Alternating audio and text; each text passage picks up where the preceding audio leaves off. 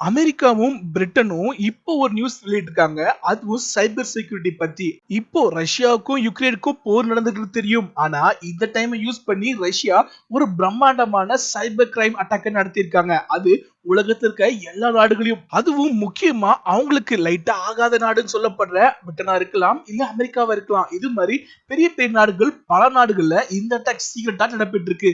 இந்த அட்டாக்கோட பேரு சாண்ட்ஸ்டோர்ம் சொல்லப்படுது. அது இல்லாம ஊடுபியர் இப்படி அழைக்கப்படுற இந்த மேல்வேர் ரொம்ப பெரிய ப்ராப்ளத்தை உருவாக்கி இருக்கு. ஆனா இது சாதாரண விஷயமா இப்ப உருவானது கிடையாது.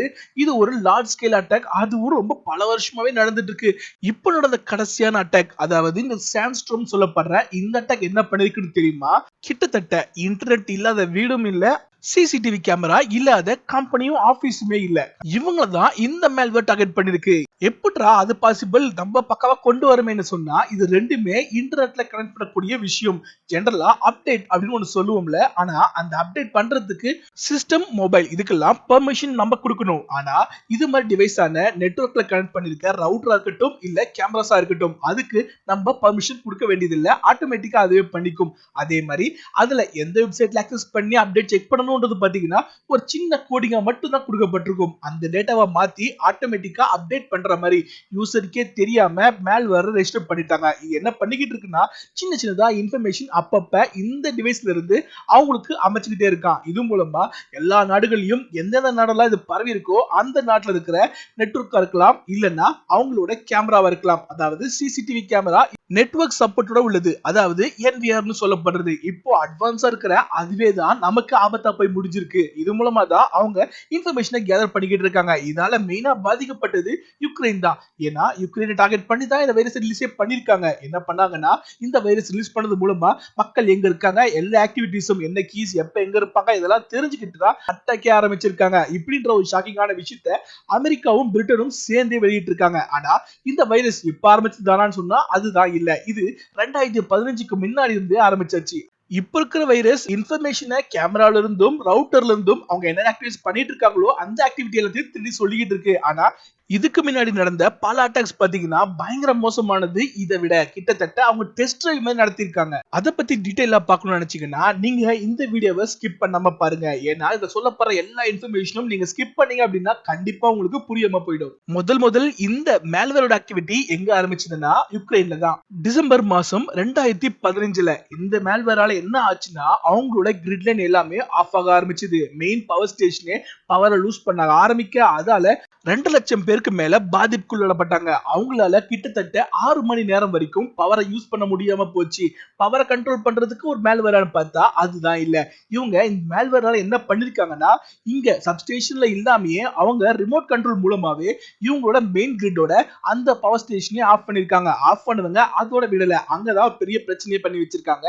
அவங்க ஒரு பேக் டோர் செட் பண்ணி வச்சிருக்காங்க. அது மூலமா அவங்களுக்கு தேவைப்படுற இன்ஃபர்மேஷனை எடுத்துக்கிட்டே இருந்திருக்காங்க. அடுத்த திருப்பியும் டிசம்பர் மாசமே ஆனா 2016 யுக்ரைன்ல நடக்கப்பட்டது.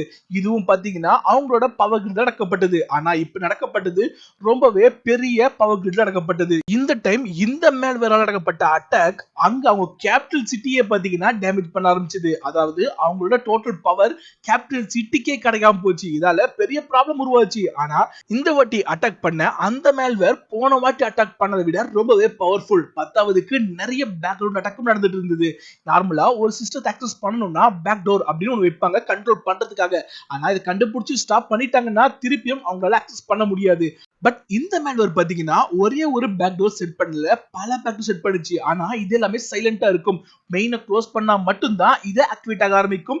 திருப்பியும் அதை ஓபன் பண்ண ஆரம்பிக்கும். இதால அவங்களால இது சரியாவே க்ளோஸ் பண்ண முடியாம போகும். பத்தாவதுக்கு இவங்க அடுத்து ரிலீஸ் பண்ண காம்பனன்ட் அதுக்குள்ளே இருந்தது என்ன பண்ணுச்சுன்னா ஒரு பேரோட செட் பண்ணுச்சு. இந்த பேரோட மூலமா அவங்களுக்கு தேவைப்படுற இன்ஃபர்மேஷனை பக்காவா இங்கிருந்து அவங்களுக்கு அனுப்பிச்சிடும். பத்தாவதுக்கு என்ன இன்ஃபர்மேஷன் போச்சுன்ற விஷயமும் இங்க செக் பண்ணாலும் கண்டுபிடிக்க முடியாது. அப்புறம் ஃபியூச்சர்ல தான் கண்டுபிடிச்சாங்க. அது முக்கியமா 2 நாள் இன்ஃபர்மேஷன் அமைச்சிருக்குன்னு. அந்த நாள் ஃபர்ஸ்ட் இங்க அட்டாக் நடந்தது பாத்தீங்களா, டிசம்பர் 17ஆம் தேதி 2016. அதாவது இந்த அட்டாக் நடந்த அன்னைக்கு இன்ஃபர்மேஷன் அமைச்சிருக்கு. ஆனால் அதுக்கப்புறம் தான் ஷாக்கிங்கான விஷயம். அதுக்கு அடுத்தது டிசம்பர் 20ஆம் தேதி 2016, அதாவது இந்த அட்டாக் நடந்த மூணாவது நாள் இந்த மேல்வேர் அட்டாக் நடக்கப்பட்ட அந்த பவர் ஸ்டேஷன்ல இருந்து டோட்டல் இன்ஃபர்மேஷனும் திருப்பியும் சென்ட் பண்ணப்பட்டிருக்கு. இத ஃபியூச்சர்ல தான் கண்டுபிடிச்சாங்க. இது பயங்கரமான ஷாக்கிங்கான ஒரு விஷயமா இருந்தது. ஏன்னா இவங்க இது மாதிரி இன்ஃபர்மேஷனை கேதர் பண்ணிக்கிட்டு இருக்கிறது எதுக்கு இந்த கொஸ்டின் மார்க் உருவாகுதுல. ஏன்னா அவங்க அட்டாக் பண்ண அன்னைக்கே அந்த இன்ஃபர்மேஷனை எடுக்கணும் எதுக்கு ஆசைப்பட்டாங்க. சரி ஓகே, இன்ஃபர்மேஷன் எடுத்தாச்சு. ஆனா திருப்பியும் 3 நாள் பொறுத்து திருப்பியும் இன்ஃபர்மேஷனை ஏன் எடுத்திருக்காங்க? அது மட்டும் இல்லாம இது ரொம்ப முக்கியமான பாயிண்ட். அவங்க ஃபர்ஸ்ட் நாள் அட்டாக் பண்ணாங்க பாத்தீங்களா, அன்னைக்கு எடுக்கப்பட்ட இன்ஃபர்மேஷன் எப்படி அவங்களுக்கு யூஸ்ஃபுல்லா இருந்திருக்கும். ஏன்னா அன்னைக்கு அவங்க அட்டாக் நடத்தினாங்க. அந்த ரீசனால டோட்டலா அந்த பவர் சேனல் மொத்தமாவே ஆஃப் ஆகப்பட்டது. அதால பவரே ஒர்க் ஆகாம இருந்தது. அப்போ இன்ஃபர்மேஷன் என்ன கிடைச்சிருக்கு அவங்களுக்கு. அப்போ அவங்க பவரை யூஸ் பண்ணாம இருக்கும் போது என்னென்ன கவுண்டர் மெஷர் நடக்குது, இந்த சாஃப்ட்வேர் என்னென்ன பண்ணுது, இந்த டீடைல எடுத்திருக்காங்க. அதுக்கு அடுத்தது நார்மலா எல்லாமே சரியானதுக்கு அப்புறமா ஒழுங்கா ரன் ஆயிட்டு இருக்கும் போது எப்படி ரன் ஆகுது, இப்படி டோட்டலா ஒரு அட்டாக் நடக்கும் போது என்னென்ன கவுண்டர் மெஷர் இருக்கு, நார்மல் டைம்ல எப்படி ஒர்க் ஆகிட்டு இருக்கு, இது மாதிரி ரொம்பவே முக்கியமான விஷயத்தை தேடி இருக்காங்க. இதுக்கும் மேல அவங்க செட் பண்ணப்பட்ட பேலோட் பாத்தீங்கன்னா 4 வகை செட் பண்ணிருக்காங்க.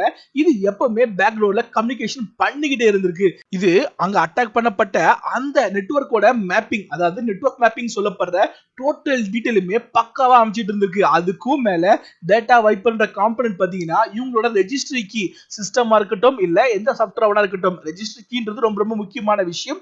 அதையே பாத்தீங்கன்னா ஓவர் ரைட் பண்ணிருக்காங்க. நல்லா தெரிஞ்சுக்கிங்க, அழைக்கல ஓவர் ரைட் பண்ணிருக்காங்க. இந்த ஓவர் ரைட்டால ஒரு பெரிய ப்ராப்ளம் சந்திச்சாங்க அவங்க. ஏன்னா ஜெனரலா ஏதாவது ப்ராப்ளம் இருக்குன்னா கம்ப்யூட்டரோ இல்ல சிஸ்டமோ சாஃப்ட்வேரோ இல்ல மிஷினோ எதா இருந்தாலும் சரி ஆஃப் பண்ணிட்டு ஆன் பண்ணா சரியாயிடும். ஆனா இவங்க பண்ண ஓவர் ரைட்டால அவங்களால ஆஃப் பண்ண முடியாது. ஆஃப் பண்ணிட்டாங்கன்னா திருப்பியும் ஆன் பண்ணவே முடியாது, பூட்டப்பே ஆகாது. அந்த அளவுக்கு ஒரு அட்டாக் ரெடி பண்ணி வச்சிருக்காங்க. இதுதான் பெரிய ப்ராப்ளமாவே போச்சு. இதுக்கு கிராஷ் ஓவர் ரைட்னே கொடுத்தாங்க. என்னன்னா ஓவர் ரைட் ப்ராப்ளம் வரும்போது சிஸ்டத்தை ரீபூட் பண்ணுவாங்க. ஆனா அதுவே பண்ண முடியாத அளவுக்கு அதையே கிராஷ் பண்ற மேல்வேரா இந்த மேல்வேர் இருந்தது. இந்த பவர் கிரிட் மட்டும் இல்ல, இது அட்டாக் நடந்ததுன்னா எந்த இண்டஸ்ட்ரியா இருந்தாலும் அது டிஸ்ட்ராய் ஆயிடும்ன்றதுக்காக இன்டிஸ்ட்ராயர்னே ஒரு பேர் வச்சாங்க இந்த மேல்வேருக்கு. இதோட இந்த மேல்வேரோட ஆட்டம் முடிஞ்சிருச்சுன்னு பார்த்தா அதுதான் இல்ல. திருப்பியும் ஜூன் மாசம் 2017 இன்னும் பயங்கர பெரிய அட்டாக் நடந்தது. ஆனா இந்த டைம் நடந்த அட்டாக் அவங்களோட பவர் கிரிட்ல நடக்கல. அதோட மோசமான ஃபைனான்ஸ், அதாவது யுக்ரைனோட ஃபைனான்ஸ், எனர்ஜி, கவர்மெண்ட், பேங்க்னு ஒண்ணு விடாம பெரிய பெரிய கம்பெனிஸ், பிசினஸ் எல்லா இடத்துலயுமே இந்த அட்டாக் நடக்கப்பட்டது. இந்த மேல்வேரால பெரிய ப்ராப்ளம் உருவாச்சு. இந்த அட்டாக் யுக்ரைனை மட்டும் பாதிக்கல. Germany, Italy, Poland, America, Britain, Australia இது மாதிரி பல நாடுகளை இது அட்டாக் பண்ண ஆரம்பிச்சது. மெயினா 80% அட்டாக் யுக்ரைனை தான் அஃபெக்ட் பண்ணியிருந்தாலும் 9% அட்டாக் பாத்தீங்கன்னா ஜெர்மனி மேலயும் விழுந்தது. இந்த அளவுக்கு இந்த மேல்வேர் பயங்கரமா பரவ ஆரம்பிச்சது. அதுவும் இந்த மேல்வேர் ரிலீஸ் பண்ண 3 நாட்கள்ல. இந்த மேல்வேரால என்னென்ன பாதிப்பு நடக்கும் அப்படின்னு கண்டுபிடிக்க ட்ரை பண்ணவங்களுக்கு இது ஒரு ரேன்சம் வேர்னு தெரிய வந்தது. ஆனா உண்மையிலேயே இது ஒரு ரேன்சம் வேர்னா அங்கதான் ஒரு பெரிய சந்தேகம் உருவாச்சு. இது ரேன்சம் வேர்னு சொல்லப்பட்டதுக்கு மெயின் பாயிண்ட் என்னன்னு பாத்தீங்கன்னா அந்த மேல்வேர் எப்படி பரவச்சுன்ற விஷயம் தான். யுக்ரைன்ல டாக்ஸ் செலுத்துறதுக்காக யூஸ் பண்ணப்பட்ட ஒரு சாஃப்ட்வேர், அந்த பேரை சொல்ல விரும்பல. டாக்ஸ் பே பண்றதுக்காக சாதாரண மக்கள் இருந்து பெரிய பெரிய பிசினஸ் வரைக்கும் இந்த சாஃப்ட்வேர் யூஸ் பண்ணி தான் அவங்க நாட்டுக்கு டாக்ஸ் பே பண்ணிட்டு இருந்தாங்க. அப்படிப்பட்ட இந்த சாஃப்ட்வேர் பாத்தீங்கன்னா ஹேக் பண்ணி அது மூலமா தான் இந்த மேல்வேர் பரவ ஆரம்பிச்சது. 1,00,000க்கும் மேற்பட்ட 10 லட்சத்துக்கும் மேற்பட்ட கம்ப்யூட்டர் யுக்ரைன்ல இதால பாதிக்கப்பட்டதுன்ற இன்ஃபர்மேஷன் அப்புறமா ரிலீஸ் ஆகுது. அந்த அளவுக்கு ஒரு பவர்ஃபுல்லான சாஃப்ட்வேரை எப்படி இந்த மேல்வேர் பாதிச்சதுன்னு பாத்தீங்கன்னா அப்டேட்னு கேட்கும் போது அந்த சர்வர் லொகேஷனை மாத்தி அமைச்சு இவங்களோட சர்வர்ல இருந்து இன்ஃபர்மேஷன் அப்டேட் பண்ணா அது மூலமா தான் இந்த வைரஸ் பரவி இருக்கு. ஜெனரலா எல்லா சாஃப்ட்வேர்லயும் பாத்தீங்கன்னா அப்டேட் ஆப்ஷன் இருக்கும். ஆனா அந்த அப்டேட்டுக்கான ஆப்ஷன் அவங்களோட வெப்சைட்டை குறிக்கும். அந்த வெப்சைட் பாத்தீங்கன்னா ஜெனரலா ஒரு லிங்க்ல போட்டு வச்சிருப்பாங்க. அந்த லிங்கை ஹேக் பண்றது ரொம்ப ரொம்ப ஈஸி. அது மூலமா அப்டேட் பண்றன்ற பேர்ல மேல்வேரை மக்கள் தெரியாம அவங்களோட சிஸ்டத்துல இன்ஸ்டால் பண்ண ஆரம்பிச்சிட்டாங்க. இத கம்பெனி கண்டுபிடிக்காம விட்டதால பெரிய ப்ராப்ளத்தை கொண்டு போய் விட்டது. இது ஜஸ்ட் அந்த சாஃப்ட்வேர் மட்டும் பாதிக்கல. விண்டோஸ் விஸ்டா 7, 8.1, 10 வரைக்கும் பாதிக்க ஆரம்பிச்சது. ஏன் விண்டோஸ் சர்வர் 8, 12 இது மாதிரி பல OSல அப்டேட் மாதிரியே இது எக்ஸ்ப்ளாய்ட் எல்லாருக்கும் பரவ ஆரம்பிச்சது. அப்புறம் கண்டுபிடிச்சு ஸ்டாப் பண்ணிட்டாங்க. ஆனா பல நாடுகள் இதால சின்ன சின்ன அளவுக்கு பாதிச்சாலும் மெயினா பாதிக்கப்பட்டது யுக்ரைன் தான். இந்த அட்டாக்கால அவங்களோட நியூக்ளியர் பவர் பிளான்ட்டோட பவரே போக ஆரம்பிச்சது. உங்களுக்கு நல்லாவே தெரியும், ஒரு நியூக்ளியர் பிளான்ட் தானா நிக்க ஆரம்பிச்சதுன்னா ஆட்டோமேட்டிக்கா கதிர்வீச்சு உருவாகும். இந்த அளவுக்கு ஒரு மோசமான அட்டாக்க அவங்க நடத்துறாங்க இந்த மேல்வேர் மூலமா.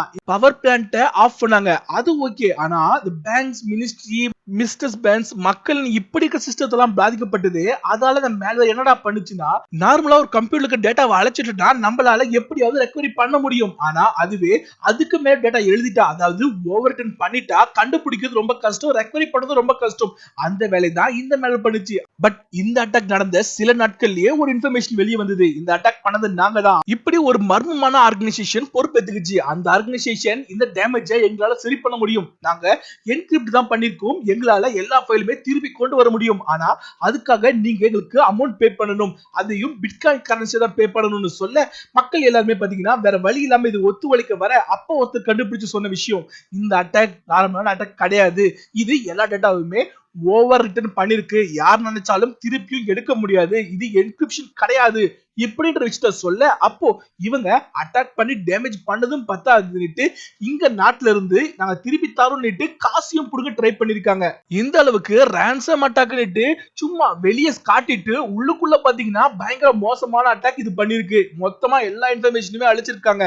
ஆனா இதை விட பயங்கர ஷாக்கிங்கான விஷயம் அதுக்கப்புறம் தான் தெரிய வந்தது. இந்த அட்டாக் நடக்கிறதுக்கு சில மணி நேரத்துக்கு முன்னாடியே யுக்ரைனை சேர்ந்த சீனியர் இன்டெலிஜென்ஸ் ஆபீசர் ஒரு கார் பாமால கொல்லப்பட்டிருக்காரு. அவர் மட்டும் கிடையாது, அட்வைசர் சொல்லப்பட்ட 2 பேர் ஃபார்மல் அட்வைசர் அவங்களும் பாத்தீங்கன்னா கொல்லப்பட்டிருக்காங்க.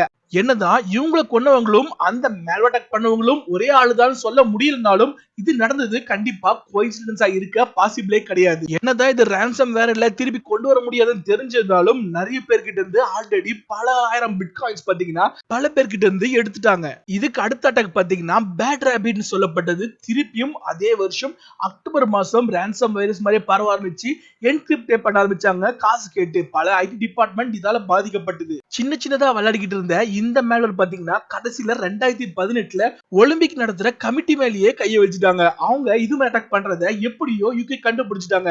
அவங்க இந்த இன்ஃபர்மேஷனை அக்டோபர் மாசம் 18ஆம் தேதி ரிலீஸ் பண்ண இது தெரிஞ்ச உடனே ரஷ்யா பாத்தீங்கன்னா இது எங்களுக்கு தெரியாதுன்ற மாதிரி அவங்க ஒதுங்க. நல்லபடியா இந்த அட்டாக் பெரிய பாதிப்பு எதுவுமே நடக்காம ஸ்டாப் பண்ணப்பட்டது. அப்படி ஸ்டாப் பண்ணாம போயிருந்தால் கண்டிப்பா இதால ஒலிம்பிக்கே பாதிக்கப்பட்டிருக்க கூடும். அடுத்த அட்டாக் பாத்தீங்கன்னா சம்பந்தமே இல்லாம ஜார்ஜியா மேல அக்டோபர் மாசம் 28ஆம் தேதி 2019 நடக்கப்பட்டது. எதுக்கு ஜார்ஜியா இந்த அட்டாக்ல மாட்டிக்கிச்சுன்னு பாத்தீங்கன்னா, ஜார்ஜியாவுக்கும் யூகேக்கும் பாத்தீங்கன்னா ஒரு நல்ல தொடர்பு உண்டு. ரெண்டுமே நட்பு நாடு. ஏன் இன்டெலிஜென்ஸே பாத்தீங்கன்னா ரெண்டு நாடுமே ஷேர் பண்ணிக்கிட்டு இருக்கும் நாடு. இந்த மேல்வேரோட ஒலிம்பிக் அட்டாக், அதாவது வின்டர் ஒலிம்பிக் அட்டாக்க ஸ்டாப் பண்ண அந்த யூகேக்கு பழி வாங்குறதுக்கு தான் ஸ்டேட்டா ஜார்ஜியா மேல இந்த அட்டாக் நடக்கப்பட்டிருக்கு. பரவப்பட்ட இந்த அட்டாக் பாத்தீங்கன்னா கிட்டத்தட்ட டிடிஓஎஸ் அட்டாக் நம்ம அடிக்கடி கேள்விப்பட்டிருப்போம், நிறைய பேருக்கு தெரிஞ்சிருக்கும். இந்த அட்டாக் மூலமா பல அட்டாக் நடக்கப்பட்டிருக்கு. அதுக்கும் மேல பாத்தீங்கன்னா விபிஎன் நம்ம சொல்லப்படுறோம்ல, அதுல பாத்தீங்கன்னா ஒரு சின்ன ஃபைல் இருக்கும் விபிஎன் ஃபில்டர்னுட்டு, அந்த ஃபைலையே அட்டாக் பண்ணி அதுல இன்ஃபர்மேஷனை மாத்தி இது மூலமா பல சிஸ்டத்துல இருந்து இன்ஃபர்மேஷனை அப்ப திருடிட்டே இருந்திருக்காங்க இவங்க.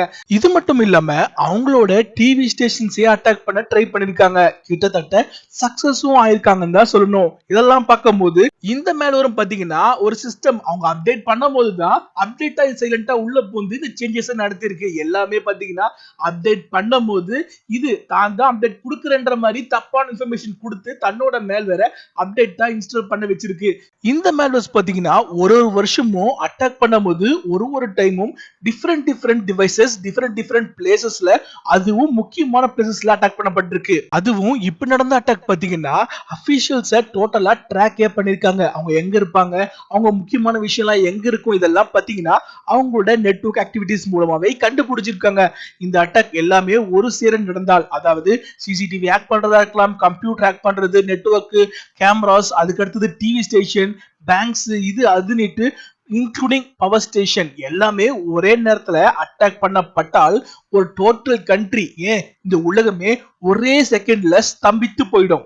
இதோட அப்கிரேட் வெர்ஷன் தான் இந்த சாண்ட்ஸ்டார்ம். இப்ப அட்டாக் பண்ணப்பட்டது பாத்தீங்களா, கிட்டத்தட்ட நெட்வொர்க்ல இருக்க ரவுட்டரா இருக்கட்டும், இல்லன்னா சிசிடிவி கேமரா இருக்கலாம், என்பிஆர் இருக்கலாம், நெட்வொர்க் டிவைஸ் எதா ஒண்ணா இருக்கலாம், எல்லாத்தையுமே இது அட்டாக் பண்ணிச்சு. ஸ்ட்ரெயிட்டா சிஸ்டத்தை அட்டாக் பண்ணாம. ஏன்னா சிஸ்டத்தை அட்டாக் பண்ணா கண்டுபிடிச்சிருவாங்க. பட் ஆட்டோமேட்டிக்கா நடந்துட்டு இருக்க ஒரு நெட்வொர்க் டிவைஸ்ல பேக்ரவுண்டா இது பண்ணிக்கிட்டு இருந்தா இது மாதிரி ஒரு விஷயம் நடக்குது அப்படின்றதே கண்டுபிடிக்க யாருக்குமே முடியாது. இந்த அளவுக்கு பக்காவான ஒரு அட்டாக்க ரஷ்ய நாட்டுல இருந்து தான் நடத்தப்பட்டிருக்கு. இப்படின்ற விஷயத்த இப்போ யுஎஸ் யூகே ரெண்டு பேருமே சேர்ந்து வெளியிட்டு இருக்காங்க. இந்த அளவுக்கு பயங்கர மோசமான அட்டாக் நடந்துட்டு இருக்கு.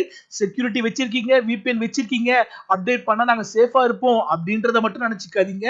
அப்டேட் பண்ணும் போதும் கரெக்டா அப்டேட் பண்றீங்களான்னு தெரிஞ்சுக்கிட்டு அப்டேட் பண்ணுங்க.